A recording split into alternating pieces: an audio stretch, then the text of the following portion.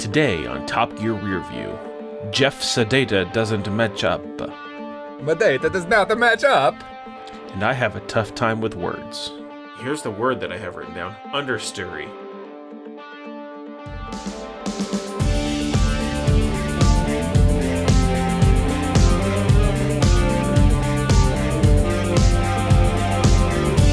Hello and welcome to Top Gear Rearview. I'm Jeff.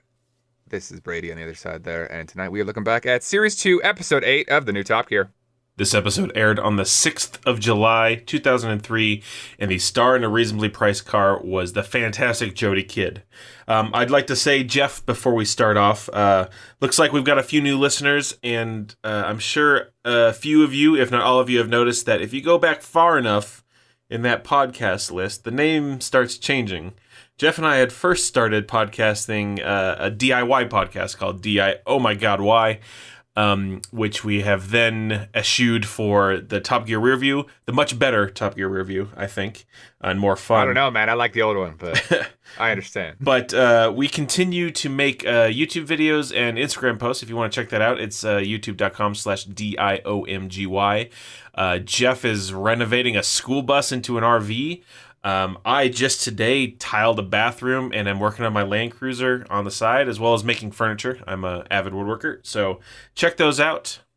I got a race car too. There is a race car, topical. I mean, we got some stuff in there that actually does, kind of tie to Top Gear. So That's true. It's if you like those, we decided it was a better medium. DIY projects are hard to pace to a weekly release schedule, as well as a lot more fun in a visual medium. So we moved them over to pictures and videos. So yeah, check us out if you feel so inclined. So let's get into it. All right, so the segments tonight, we got kind of a short list. This was a shorter episode, but we start off with the new Nissan 350Z, move into Hammond and May, testing out some convertibles in apparently the wettest place in Britain, Butterhill, and then kind of rounding things out for the episode. And the hot lap is the Alfa Romeo 147 GTA. So that Z car, that was kind of the resurgence of the Z. I have fond memories of the 300ZX that they did not show, but that was obviously 10 plus years gone at this point. He showed it at the beginning when he went through the 240, 260, 280. That was the first gen, though. The second. I'm partial to the second gen. Okay.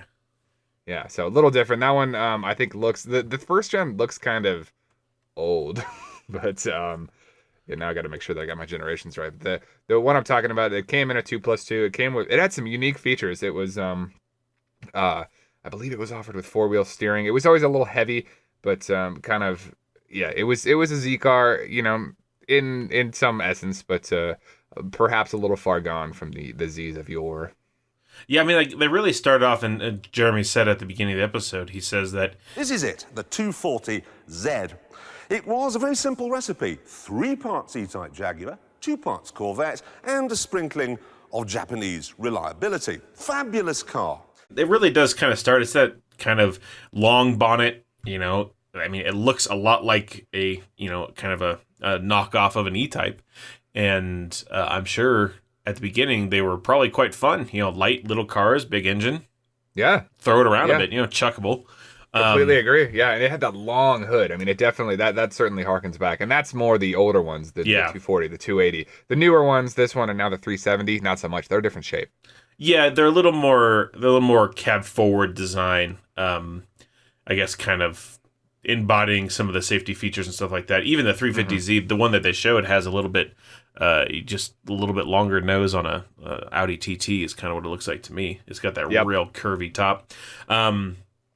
But yeah, that's what he was talking about. You have a couple members of the Nissan Z Owners Club there, which once again Jeremy starts knocking on people for having beards. I don't know what the deal is, Jeff. I don't know. I think he can't grow facial hair. I think he's just a bitter little prepubescent boy. He doesn't have any stubble.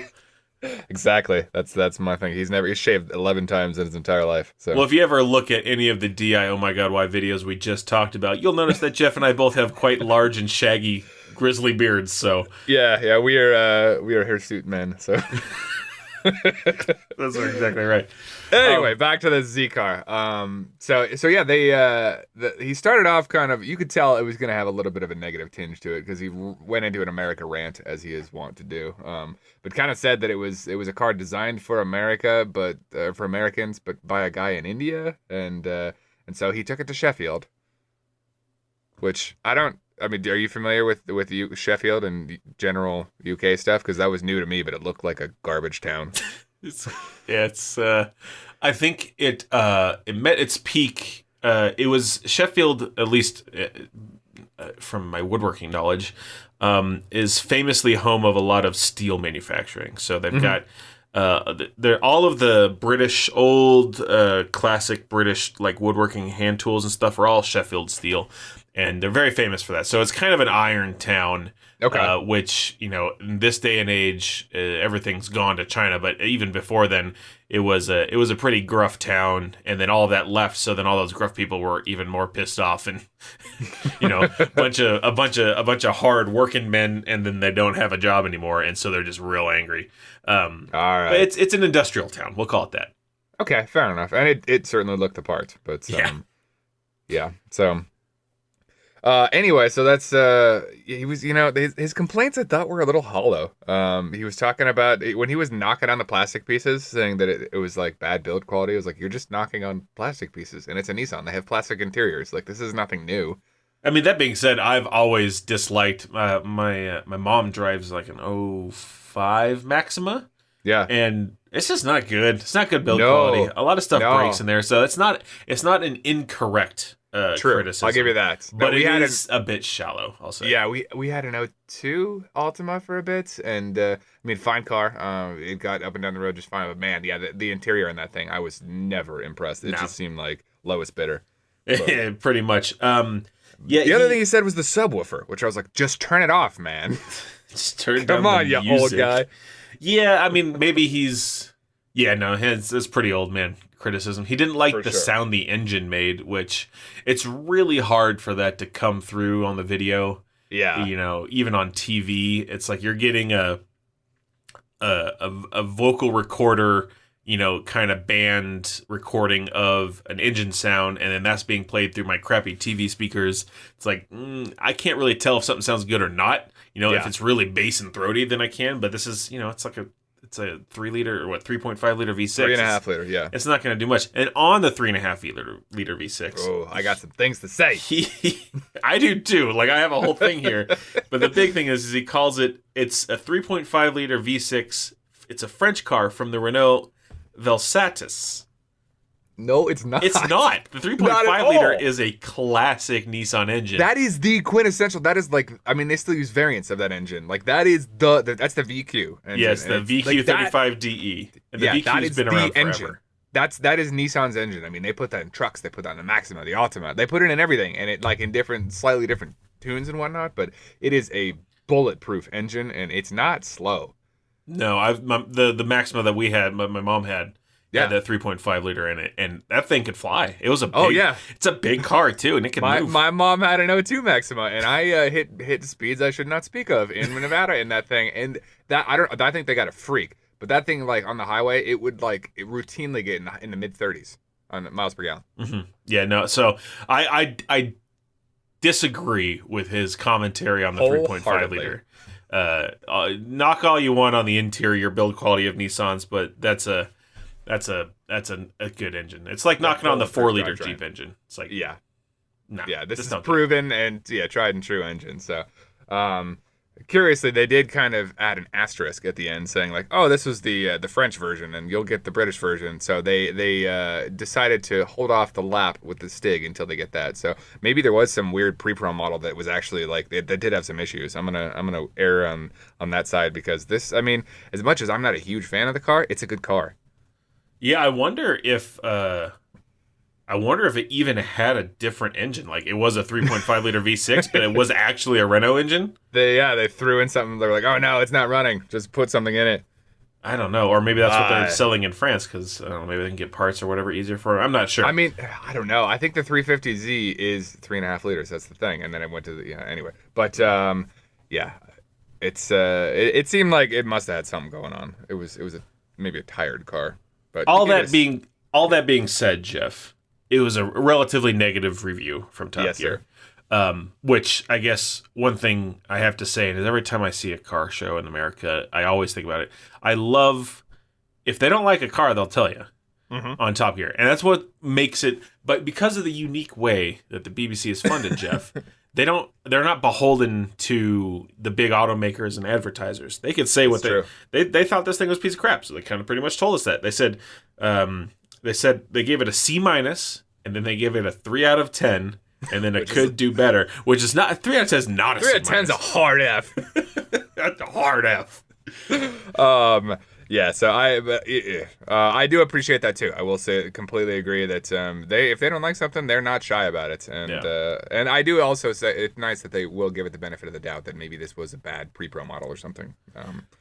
That being said, knowing what you know now, Jeff, about the 350Z, I guess it ran from 2002 to 2010, 2009. Somewhere in that time frame. Let's see. 2008 as a 2009 model is when the 370 came out. What do you think about the car? I don't mind it. I've never loved it. I've never personally driven one. The looks are kind of, they don't quite do it for me. From what I've heard though, I listened to Smoking Tire quite a bit, and they were recently talking about drifting, and they were like, man, if you want a cheap drift car, that's how you do it, 350Z, because it's a bulletproof drivetrain. You throw on some tires and barely any other mods, and it's a very good drift car. Oh, okay. So they're not slow. They're not. They're a little heavy, but reliable. Parts are easy to come by, easy to repair, cheap. It's not a bad car. It'd be a fun weekend beater, semi-fast car. All right. What about you? I kind of wish, I do like the styling of the older Zs. I kind of wish they stayed a little bit with that. Even the latest, the Z32 ZX, 300ZX, still kind of has a little bit of that long bonnet. Mm-hmm. But whenever I think of a Z car, I think of the Z31 ZX. I don't know, maybe my dad Interesting. Liked that or something like that. I kind of like the way those look. It reminds me of a nice 80s car.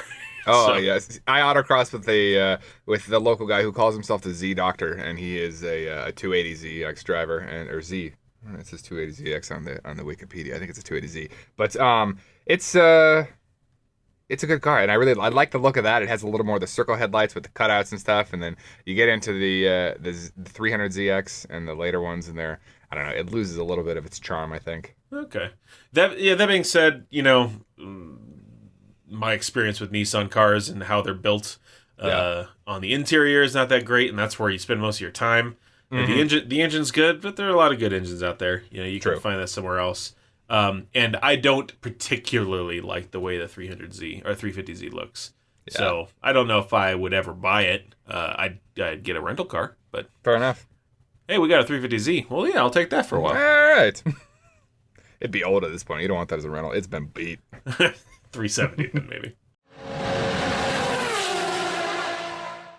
All right, so on to the news. It didn't have a lot written down here. I know they went through some of the NCAP testing, and apparently the new Renault Espace was the safest car they ever tested, which that was kind of cool. But Renault's killing it. Yeah, keeping up with it. So they talk about the X3, which is interesting because that is a car that I've driven before as well.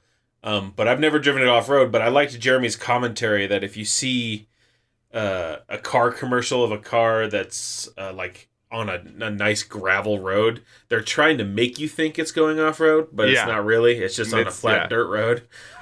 And their comment was that because it would that's as good as the X5 and the X3 could do. That's the most rugged you're ever going to get in that. So why don't we show you them out in Iceland? They're grass and gravel SUVs. I have an inane hatred for some reason for that X3. I don't know what it is. I like the X5, but the X3 I cannot get behind it. The same uncle that had the Isuzu Vehicross. Oh, I love that car. Sold the Vehicross and got the X3. Logical move. It was a side grade, really. And the thing I remember about it is it's like an SUV. I mean, it's an SUV. It's a small one, but it's an SUV shape, and it is so small on the inside. You can't fit jack in there. It doesn't look like it. Yeah, better not have anything to put in here. I think there was something something about the proportions on the X3. There's something just a little wrong that just irks me. So I think that's what it is. It's got a little funky thing going on with the headlights where like the body panel kind of comes up the side of the headlights that I don't really like. But, you know, I'm a stickler for headlights, so. Yeah, yes you are. Which is the same reason why I don't like that, what was it, the 280 ZX? Mm-hmm. It's got those cutout round headlights. Just put plastic over it. Come on, what are you doing with your life? There's another thing in the news, Jeff. Yes. They talked about how the UK is banning mobile phone usage while you're in a car. And Jeremy makes the argument that he got just 5 weeks earlier from Boris Johnson about, and you know, you've heard it all over the place with comedians and stuff, is about why are one-armed people allowed to drive? And Hammond makes the funny joke that, well, one-armed people shouldn't drive with a cell phone, that's for sure. They have to drive with their elbow. Yeah, exactly right. But I just thought it was funny that he just stole, like, we all watched this show. It's 5 weeks ago. Like, it wasn't even last season. It's like, give it time to settle. You this, and then you just turned around and started using it as a smug argument. There is a comedian. Yeah, I'm trying to remember. I'm trying to think of his name, and I'm spacing it right now, but he has a funny bit on that, and he goes on a little further. He's like, is it illegal to drive with a banana? Now what if I put it up to my head? But yeah, it's didn't we just also, I guess that was probably series 1, but talk about that app where you could or like you text if somebody puts like a bumper sticker on that's like they're single and you can text them in traffic or something. Yes, that was very recently. Yeah, we're getting a quick turnaround on that kind of malarkey. Hey, text all these cars you see. Not while you're driving, though. No, only if you come to a stop and turn the car off. We're gonna keep selling our app, but we're just gonna put a screen every time you turn it on that makes you say, "Are you driving? Yes or no." Are you promising? You sure you're not driving? Are you sure you're not driving? Yes, I am driving. Really? Really, you driving? Yeah. That's all for the news. All right. On to these convertibles. They're cute little convertibles. It's such a weird mix. I thought like... okay, that's a good point. There was like 3 cute little convertibles, and then like a middle of the range convertible, and then a 50,000 pound Mercedes. Get some consistency. Like there's more. The market is big enough that you could probably do this bit with 5 like roughly 13 to 20,000 pound convertibles, but no, they choose to throw in an A4 and a CLK 500. So yeah, that part's interesting, but I guess we should set the scene a little bit. I guess they're just talking about saying they're selling a lot of convertibles and it's a market that's exploding. I don't know. It's kind of a weird intro. Yeah, they said that Britons buy more convertibles than the French, Italians, and Spanish put together, which is impressive. Seems ludicrous since how sunny Italy and Spain are. France. Okay. South of France. Okay, yeah. Sunny there. That's pretty much Spain and Italy. Exactly. So why do all these British people buy convertibles? And then they didn't answer that question and went out to the rain and tested a bunch of convertibles. Well, first they went camping, which was in a rainy spot, right? Was it the most rainy spot? It was Butterhill, which is the wettest spot in Britain. And they were very surprised to find that they woke up to a dry morning. So, well, I mean, not that lasted very long. at first, it was dry at first. Yeah. Was it the Beetle when they hit the rain? Mm-hmm. Mm-hmm. I thoroughly laughed at that. It was hilarious how wet they were getting. I'll put a little clip in of James May screaming as the squall hits his face. I think he says, "I'm gonna have to put the roof up." Ah! Stop! What happened? I've had enough. It's got a squall in my face. Yeah, it was wonderful seeing a little. It's unscripted kind of just splashage, but so they start with the Beetle, and they both fit in that, and then they get into Copen, and it's just James in that, which understandable. It's kind of tiny. And then back in the A4, are they both in that one? Yes. Okay, makes sense. That's a fine size car. It was an awesome color too. It was like the baby diarrhea yellow. It was like gold metal flake yellow, I think is. Yeah. That's what it says on the brochure, at least. Yeah, I think that's the official color title. And then for range, this is hilarious. The Daihatsu Copen, which is admittedly tiny, had a 660cc turbocharged engine. And then you go up to the CLK 500, which is a 5-liter V8. So it's like there's no consistency. The Copen cost what, like 13,000 pounds, and the Mercedes that they tested cost like 58,000 pounds. 58,000 pounds. So there's not a lot of parity here between. No, you these could buy cars. 4.5 of those. Like, if you want to fit 4 people, you just buy 4 cars. It's interesting that it's got that 660cc turbo. There's a car in that. There's a mode of transportation in the next episode 9, that has a 660cc turbocharged engine. So I thought I'm guessing it's the same motor. It might be. I mean, Wikipedia says it's actually 659 cc's for the Copen, so we'll see what it says for the Carver next episode. All right. Yeah, so they're testing these out, but I mean, the rest of them are convertibles. With the VW's a convertible, the Copen's a convertible, the Audi's a convertible, the Mercedes is a convertible. Let's talk about the Citroen Pluriel, though. Oh Jeff. my God, I loved it. This thing was sweet. So it has very curvy, I guess you would call those rails, but that's because they can come off. But it's really like roof line is very curvy, like an Audi TT. Again, it's kind of bulbous. Yeah. Citroen C3 Pluriel, but it's got a canvas top and a glass back window. You can pull the canvas top back, and it's in what they call convertible mode. Mm-hmm. And then you can do a little bit of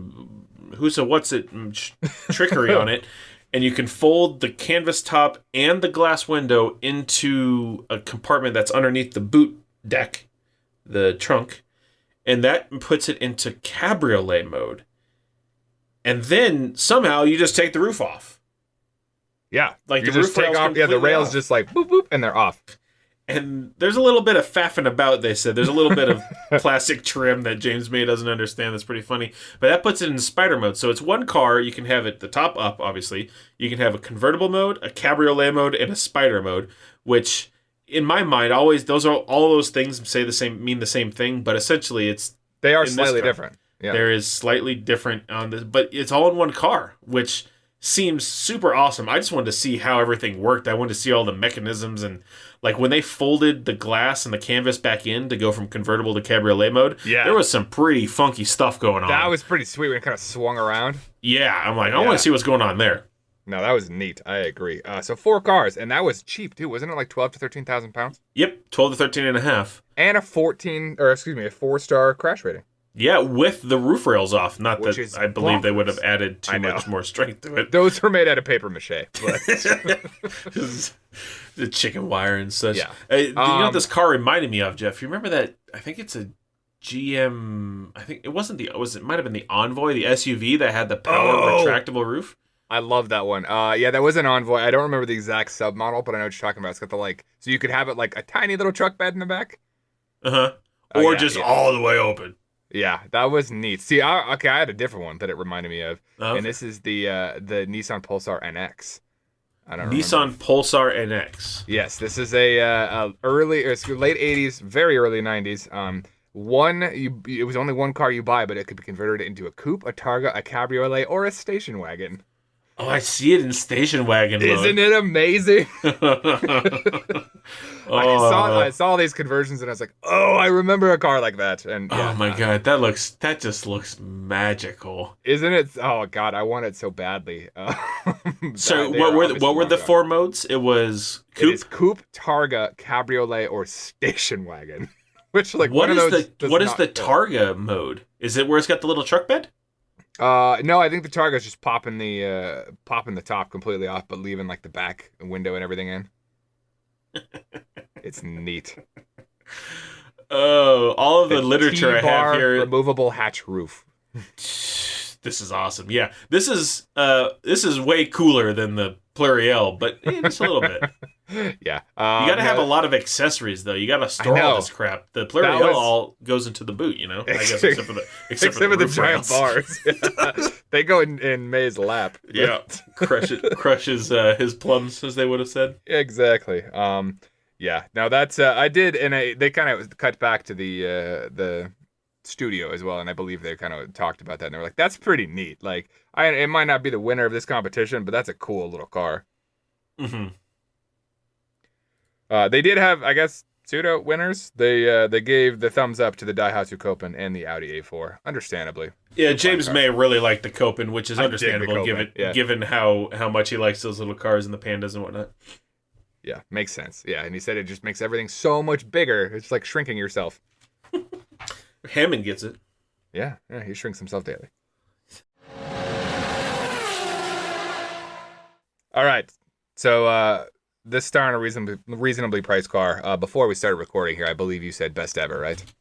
I think this interview so far, Best so far. best so far interviews. It was a really good one. I mean, get someone who obviously cares to be there, and really likes cars, and is just a good, apparently a good talk show guest. It was a great one. It was Jodie Kidd, as we said earlier, who the name obviously is familiar to Top Gear fans. What is she? Is she doing something on the new Top Gear? No, she was offered it, though. She was on the short list of being one of the presenters alongside Chris Evans and turned it down. Oh, doesn't really like Evans, I suppose, huh? No, I don't think many people did. I think she did want to just step back from the spotlight a bit. There were some good articles that I read today about that. But no, so I think, she is a car enthusiast and has done quite a bit of motorsports. So, I mean, it makes sense. Also, she's not bad looking, and she's 6'1", which is kind of awesome.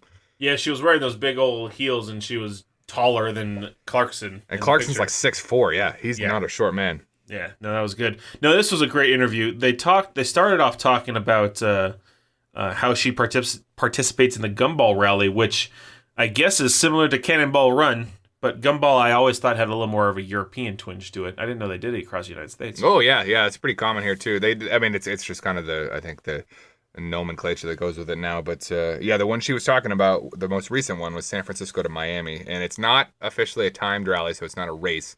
But I guess the same way the Cannonball Run is.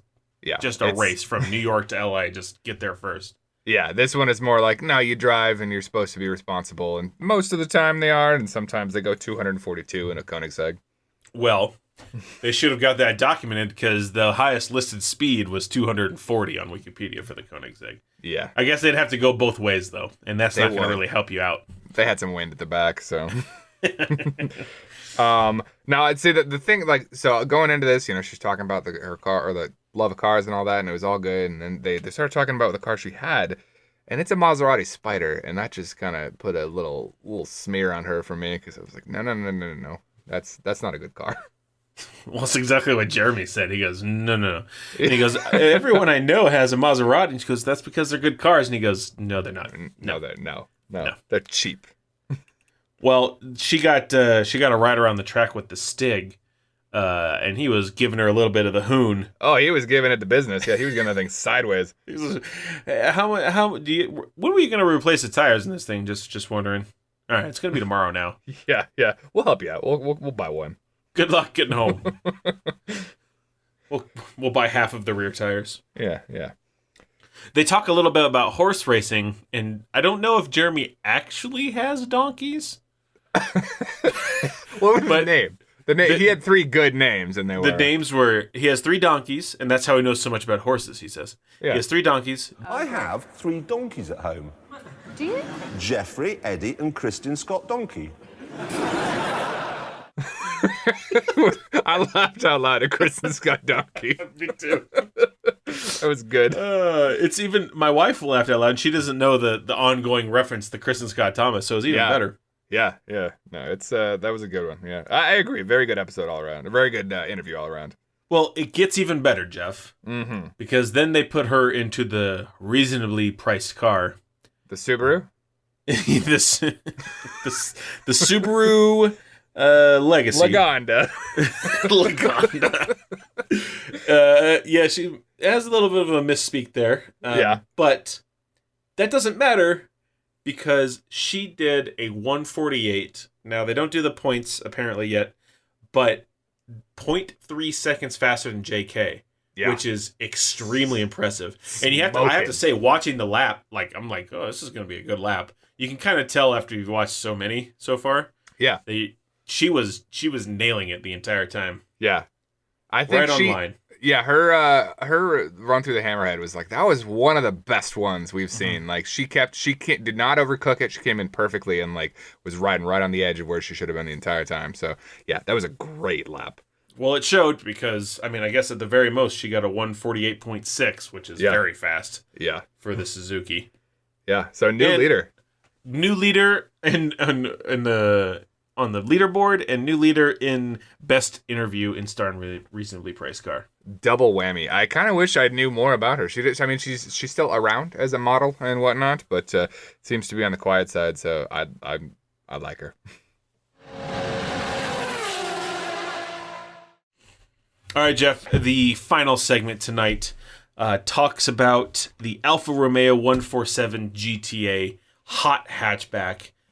Jeremy does a bit of a comparison, a slight comparison between the Focus RS, Ford Focus RS, and the Golf R32. And he talks about how much horsepower these cars have.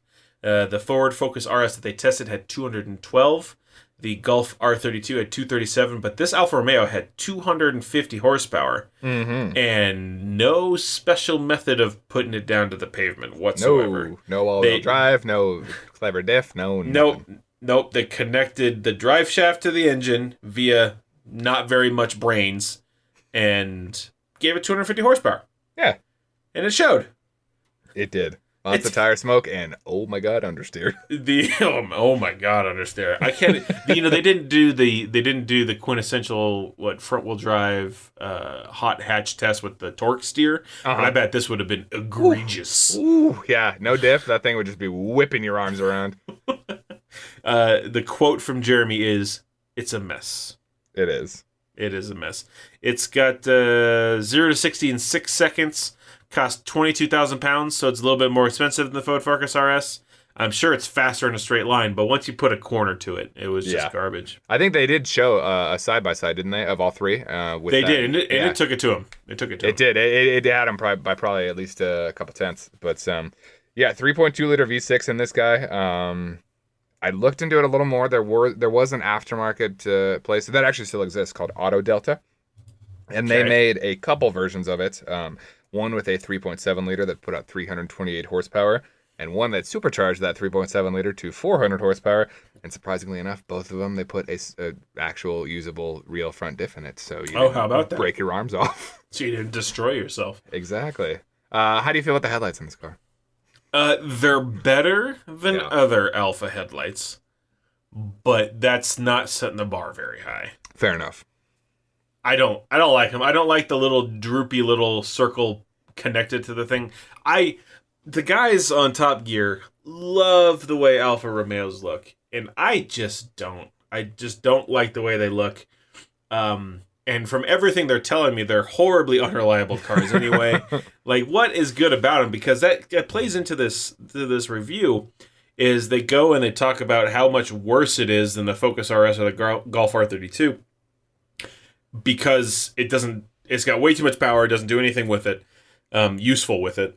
But they all say they would take it. If you given the option of the Focus, the Golf, or the Alfa Romeo, they would all take the Alfa Romeo. Yeah. And I just don't understand why. It's just simply a worse car, and I don't think it looks any better. I mean, it is like Alfa has that grill that you can always be like, yeah, that's an Alfa for sure. And this one has that too, but I mean, okay, that's it. Hitler's got a mustache where you can say, well, that's Hitler. That's Hitler. It doesn't make it good. That's harsh. We're going to get some fan mail or hate mail from Alfa. We are not Hitler. No, but you have a distinguished mustache. We'll call it distinguished. You do. I'm not a fan of Alfas in general, and this one looks like they're just like, we'll put the 250 in it. It's okay. Yeah. Agree. I got nothing that I particularly love about this one. Off, I guess, sort of tangent. What do you think about new Alfas? The Giulia and the Stelvio. I mean, for reference, I think it was Motor Trend gave the Giulia. I think it was Motor Trend, but it was Car of the Year. Which was interesting because there was a lot of consternation about that, mostly because I think even the press cars for the Giulia were not particularly reliable. So they're kind of living up to their mark. Well, is Alfa owned by Fiat now? Is it all a Chrysler boondoggle? I don't believe so. I think they are technically separate. Okay. But I don't know. Everybody owns everybody anymore. The Giulia, it's a pretty good looking car. It's still got that triangle grille, but the headlights do better. I agree. I don't know anything about it. I've never driven it. What was the other one? The Stelvio, which is their SUV. Oh, it's probably garbage then. Oh yeah, I mean it's like. I mean that looks almost exactly like the Giulia, except for an SUV. It's got the exact same front shape. Yeah, they kind of stuck with it. Yeah. We have a one designer. We don't have to pay him extra. He's a pretty good. We say stick a boot on it to make it an SUV. The Stelvio totally just looks like a slightly lifted, longer Giulia. It looks like the front shape is exactly. It really is. They probably used the exact same headlights. I know they probably just kind of like we're super efficient. Now what about the 4C? I mean it's a fun looking car. I've seen one in person, and that one leaves a mark. Like, that leaves an impression. Like, I saw that thing at a stoplight, and it's like, wow, it's a good-looking car, I think. It's got really good curves, and I do not think it comes in a manual, which is a super bummer. But I've seen these wheels on every single one of these press photo... Phone dials? They look good. I like them. Yeah, I don't hate them. Yeah, this one has its quirks, but this is reviewed in a later episode of Top Gear as well. And I think this is the one that they actually do the disco volante out of, and it's pretty sweet. Like, yeah, I think Jeremy loved it. It's not like, I mean, it's a car without a home kind of. There's not a great market for it, but yeah, having seen him in person, I'm like, I can get behind that. That's a pretty car. Oh, the disco volante looks awful compared to that one. The 4C original looks way better. Agreed with that. Yeah, the 4C I think is a pretty car. Yeah, the Disco Volante looked kind of weird from what I remember. There's bulges in all the wrong places. Yeah, we make a little wedge over here. Well, that was some other weird Italian, or maybe a German. I don't know. I guess Jeff. This was our power lap. Oh, it was. Indeed, it was. Sometimes we get super disappointing power laps, and sometimes we get Koenigsegg's. Today is a super disappointing power lap. So this was a dry lap. And it did a 135.6, which is not great. Not impressive. It cost 22,000 pounds. Not 2,200 pounds. That's going to give you way too high of a score. You're going to win. All right. So, Jeff, what is your desirability score for the Alfa Romeo 147 GTA? I'm going to give it a 2. Oh, wow. I thought I was going to have to argue with you about how little you should have given it. Like, I was about to say wrong, but no, I don't like it. I don't like it's Alphas. A hot hatch, but it's not a good hot hatch. I would much rather take the Focus, or the Golf. The Focus or the Golf. Both of them way better than this. Agreed. Okay, well. What are you giving it? A 2. All right. Let's see. What do I like? Alignment. What do I like worse than this? The only thing I like worse than this is the BMW Z8. All right, I'm good with that. I think I gave that one a higher one, so it helped. You did. You like the Z8 more than this. Uh-huh. That gives it a score of 88.1, which is very bad. Oh, yes, it is. The only ones is better than, it's considerably better than the Bentley Arnage T and the Suzuki Liana that star in the reasonably priced car. But this is the third worst car they've ever put around the track, according to our lap times. It was slow, very low score from us. Cheap, that helps it out a lot. That's probably it's only a second grade. It was relatively cheap. It is just behind the Boulder Wildcat. Oh, thank God, SUV ahead of it. Jesus Christ, yeah. And just ahead of that Bentley Arnage T. So not a great car to end on. Now, Jeff, Ford Focus RS, Golf R32, Alfa Romeo 147 GTA. Which one would you take? That Focus RS. I would take the Golf. Really? I don't know. Okay. I don't know. I take the Ford Focus. I'd like a later Ford Focus. Yeah, agreed. Jeff, I would like a better car than the cars they're giving us. I'd like a car at that point that didn't exist for a decade. Yeah. Yeah, no, neither of us would take the Alfa Romeo and Alfa Romeo. One more note. This is super weird. This is a short episode. If you're watching on Amazon Prime Video, you'll notice it was like 10 minutes shorter than the other ones. And if you follow along on the series tracker on Wikipedia, they talk about the race for the universe with a number of sci-fi characters and species battling it out on the track in a Civic Type R. That didn't happen in this episode on Amazon. It seems as though there might have been a little bit of copyright or trademark infringement using Something Mr. happened. Spock or something. Doctor Who is not welcome anymore. Well, I'm sure they'd be able to know, do the BBC. Doctor Who. Yeah. Somebody else But- got in trouble. I don't know, some Klingon or something. Yeah, I'm sure it's on YouTube. I'll see if I can't get a link for the show notes. But yeah. So that's it. why then. it felt a little light today. It definitely did. So, anyway, hope you're enjoying the show. Like we said, it looks like the downloads are picking up, which is always nice to see. So if you are enjoying it, please share it with a friend, family member, anybody that might enjoy it as well. And it always helps if you're on iTunes to give us a rating or a review. That certainly kind of keeps us higher up in the rankings on iTunes. You heard us talk about our Top Gear Rearview power rankings today. Jeff and I have come up with a completely foolproof and totally not arbitrary system for ranking all of the cars that Top Gear UK puts around its track under a hot lap with the Stig. We post those results on our Facebook page. That's facebook.com/TopGearRearview. If you want to check out what's in the top 10 or where the car from the most recent episode places, go ahead and head on over there and check it out. All right, and I think that's all we got for the week. So on that note, we will see you for some super weird cars in Series 2, Episode 9.